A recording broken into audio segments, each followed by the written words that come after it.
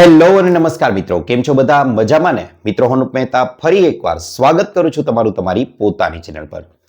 મિત્રો, કબજિયાત કે જેને અંગ્રેજીમાં આપણે લોકો કોન્સ્ટિપેશન તરીકે ઓળખીએ છીએ તે આજકાલ ખૂબ જ વધી રહી છે. જી હા મિત્રો, લગભગ કહેવા જાઉં તો દર 4 માંથી 1 વ્યક્તિ કબજિયાતની સમસ્યાથી પીડાઈ રહ્યો છે. મિત્રો, વહેલી સવારે ઉઠી અને તમારું પેટ પણ બરાબર રીતે સાફ નથી થઈ રહ્યું, અથવા તો એકવાર પેટ સાફ થયા પછી પણ તમને એવું ભારે લાગે છે અને તમને એવો અહેસાસ નથી થતો કે જાણે પેટ છે તે એકદમ સાફ થઈ ગયું હોય, તો ચોક્કસથી આ વિડીયો છે તમારા માટે.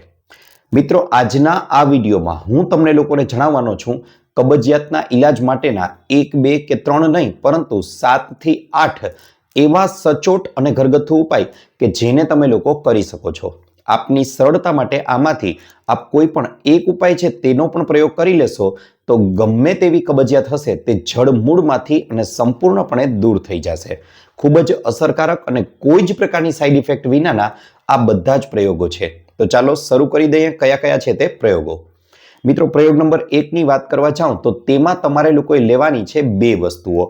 પેલું છે નાની હરડે અને બીજું છે પીપરી મૂળ. જી હા મિત્રો, આ બંને વસ્તુઓને ઘરે લઈ આવી અને તેને ખાંડી અથવા તેને મિક્સરમાં પીસી અને પાવડર બનાવી લેવાનો છે.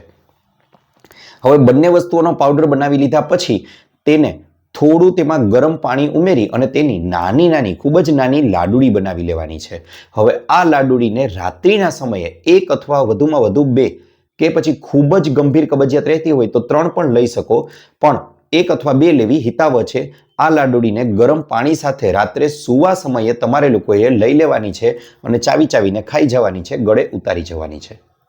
મિત્રો, આનાથી વહેલી સવારે 1 કે 2 દિવસમાં જ તમને જબરજસ્ત ફેરફાર જોવા મળશે અને જો તમે લોકો 1 કે 2 અઠવાડિયા સુધી નિયમિત આ પ્રયોગ કરી લેશો તો ત્યારબાદ આ પ્રયોગ તો કરવાની જરૂર નહીં જ પડે.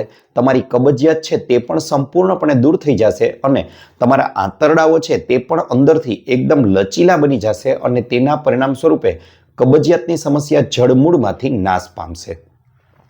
હવે મિત્રો, આગળ ઉપાય નંબર 2 ની વાત કરવા જાઉં તો આ માટે તમે લોકો પ્રયોગ કરી શકો છો ત્રિફળા પાવડરનો, ત્રિફળા ચૂર્ણનો. હવે ત્રિફળા એ નામ પરથી જ મિત્રો સૂચન કરે છે કે તે 3 વસ્તુઓનું બનેલું છે. આંબળા છે, હરડે છે અને બેહડા.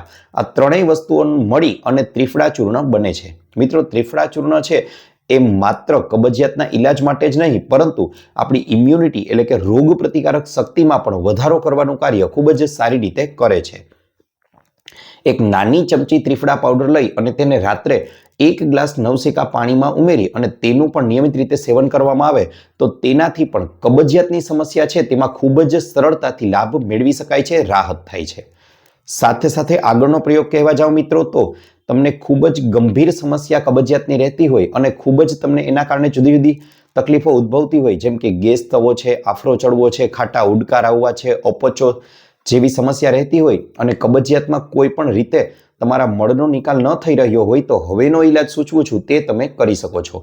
આ માટે તમારે લોકોએ પસંદ કરવાનો છે રજાનો દિવસ.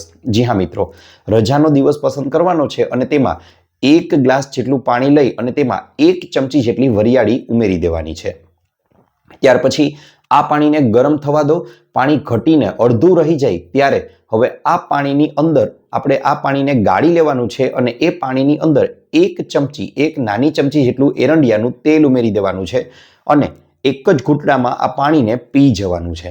મિત્રો, એરંડિયાની પ્રકૃતિ એવી છે કે તે એરંડિયાનું તેલ છે તે આપણા પેટમાં નથી રહી શકતું. પરિણામે તે આંતરડાઓમાં અને મોટા અને નાના આંતરડાઓમાં થઈ અને પસાર થશે અને આપણા શરીરમાંથી ચોક્કસથી બહાર નીકળી જ જશે. પણ માત્ર એ તેલ નહીં નીકળે, તેની સાથે તે આંતરડાઓમાં અને પેટમાં જમા તમામ પ્રકારની ગંદકી છે તેનો પણ શરીરમાંથી નિકાલ કરી દેશે. અને એટલા માટે તમારે 1 વાર, 2 વાર, 3 વાર કે 4 વાર પણ લેટ્રિન કદાચ જવું પડી શકે છે, જવાની શક્યતાઓ બની શકે છે, પણ ચિંતા કરવાની જરૂર નથી. અંતે તમને એવો અહેસાસ થશે કે પેટ છે તે જાણે એકદમ ક્લીન થઈ ગયું છે, એકદમ સાફ થઈ ગયું છે. મહિનામાં માત્ર 1 જ વાર આ પ્રયોગ કરી લેશો તો પણ તમને ગમે તેવી કબજિયાત હશે તેમાંથી સંપૂર્ણપણે છુટકારો મળી જશે. સાથે મિત્રો, તમને લોકોને જણાવી દઉં તો એક ખૂબ જ સરળ કબજિયાતના ઈલાજ તમને અહીં સૂચવી રહ્યો છું. જે પ્રયોગને નિયમિત રીતે કરવામાં આવે તો કબજિયાતમાંથી ખૂબ જ સરળતાથી છુટકારો મેળવી શકાય છે. અને એ છે રાત્રિના સમયે જ્યારે તમે સૂવા જાઓ છો ત્યારે ગાયનું નવશેકું દૂધ. જી હા મિત્રો, ગાયનું જે દૂધ હોય છે તેને ઉકાળી લેવાનું છે અને નવશેકું રહે ત્યારે 1 ગ્લાસ જેટલું ગાયનું દૂધ નિયમિત રીતે રાત્રિના સમયે જો સેવન કરવામાં આવે ને તો 1 થી 2 અઠવાડિયામાં જ ગમે તેવી કબજિયાત હશે તેમાં પણ તમને લોકોને સંપૂર્ણપણે ફેરફાર જણાશે. તમારી કબજિયાતની સમસ્યા ધીમે ધીમે તમને લોકોને દૂર થતી હોય એવો અહેસાસ થશે. માટે નિયમિતપણે ગાયના દૂધનું સેવન પણ કબજિયાતમાં અક્ષીર માનવામાં આવ્યું છે. સાથે સાથે મિત્રો આગળ વાત કરવા જાઉં તો 1 ગ્લાસ જેટલું પાણી લઈ લેવાનું છે અને તેમાં 1 ચમચી જેટલી વરિયાળી ઉમેરી દો. તે પાણીને ગરમ થવા માટે મૂકી દો. પાણી અડધું રહી જાય એટલે એ પાણીને ગાળી લો અને તેમાં લગભગ અડધી ચમચી જેટલું દેશી ગાયનું ઘી ઉમેરી દો. બરાબર રીતે પાણીને હલાવી ઘી તેમાં મિશ્ર થઈ જાય એટલે એ પાણીને પી લો. આ પ્રયોગ આપણે લોકોએ રાત્રિના સમયે કરવાનો છે. આનાથી પણ વહેલી સવારે તમારું પેટ છે તે એકદમ સરસ રીતે સાફ થઈ જશે. એકદમ તમારું પેટ છે તે ચોખ્ખું થઈ જશે. આ ઉપરાંત મિત્રો ખોરાકમાં પણ અમુક કેટલીક એવી વસ્તુઓ છે કે જેનું નિયમિત રીતે સેવન કરવામાં આવે તો તેનાથી પણ કબજિયાતને લગતી સમસ્યાઓમાં ખૂબ જ સરળતાથી આપણે આરામ મેળવી શકીએ છીએ. જેમ કે કિસમિસ છે, અંજીર છે, કાજુ છે, વરિયાળી છે. આ એવી વસ્તુઓ છે કે જેને પણ જો નિયમિત રીતે સેવન કરવામાં આવે તો તેમાં ફાઇબર એટલે કે રેસાની માત્રા સારી હોવાથી આપણે કબજિયાતની સમસ્યામાંથી ખૂબ જ સરળતાથી છુટકારો મેળવી શકીએ છીએ. આ ઉપરાંત મિત્રો વહેલી સવારે ઉઠી અને એક અન્ય પ્રયોગ પણ સૂચવું છું જેને પણ જો કરવામાં આવે તો કબજિયાતમાં ખૂબ જ સારો એવો ફાયદો થાય છે. એક સફરજન લઈ લેવાનું છે. આ સફરજનને તમારે લોકોએ સીધું જ શેકી લેવાનું છે. જી હા મિત્રો, સફરજનને શેકી લેવાનું છે અને હવે શેકી લીધા પછી તેની છાલ ઉતારી નાખો અને તેના પર આપણે લોકોએ સિંધવ મીઠું આછું આછું ભભરાવી અને તેનું પણ જો નિયમિત રીતે વહેલી સવારે ઉઠી અને સેવન કરવામાં આવે તો તેનાથી પણ કબજિયાતની સમસ્યામાંથી ખૂબ જ સરળતાથી આપણને લોકોને લાભ મળી શકે છે. આ ઉપરાંત મિત્રો વાત કરવા જાઉં તો 100 ગ્રામ જેટલો સૂંઠનો પાવડર લઈ લેવાનો છે. 10 ગ્રામ જેટલું આપણે લોકોએ તેની સાથે સાથે લઈ લેવાનો છે અજમાનો પાવડર. આ ઉપરાંત થોડી માત્રામાં સંચળ લઈ લેવાનું છે અને લગભગ 2 ગ્રામ જેટલી હિંગ લઈ લેવાની છે. બધો જ પાવડર એકદમ મિશ્ર કરી દેવાનો છે અને આ મિશ્રિત પાવડરમાં થોડો તમે ઈચ્છો તો જીરુંનો પાવડર પણ ચપટી જેટલો ઉમેરી શકો છો. તે અહીં ફરજિયાત નથી, મરજિયાત છે. તે તમારે ઉમેરવો હોય તો ઉમેરી શકો છો. હવે આ બધો જ પાવડર મિશ્ર કરી અને અડધી ચમચી જેટલું બનેલું આ જે ચૂર્ણ છે તેને પણ તમે 1 ગ્લાસ નવશેકા પાણીમાં ઉમેરી અને તેને બરાબર હલાવી અને આ પાણીને પી જશો તો તેનાથી પણ વહેલી સવારે પેટ છે તો તમારું ખૂબ જ સરળતાથી સાફ થઈ જશે. આ પ્રયોગને પણ તમારે લોકોએ રાત્રિના સમયે કરવાનો છે. મિત્રો આ તો હતા કેટલાક પ્રયોગો, પણ તેની સાથે સાથે યાદ રહે કબજિયાત છે એ કોઈ બીમારી નથી, પરંતુ જો કબજિયાત લાંબો સમય સુધી રહે તો તેના કારણે શરીરમાં અન્ય ઘણી બધી બીમારીઓ છે તે ઉત્પન્ન થઈ શકે છે.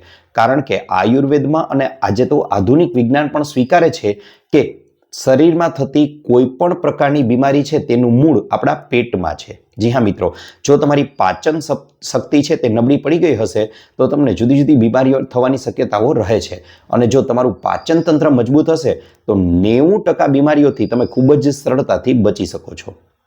એટલા માટે કબજિયાતથી બચવા માટે હંમેશા લીલા પાંદડાવાળા શાકભાજી ખાવાના છે. સાથે સાથે ઋતુ અનુસારના ફળો ખાવાના છે.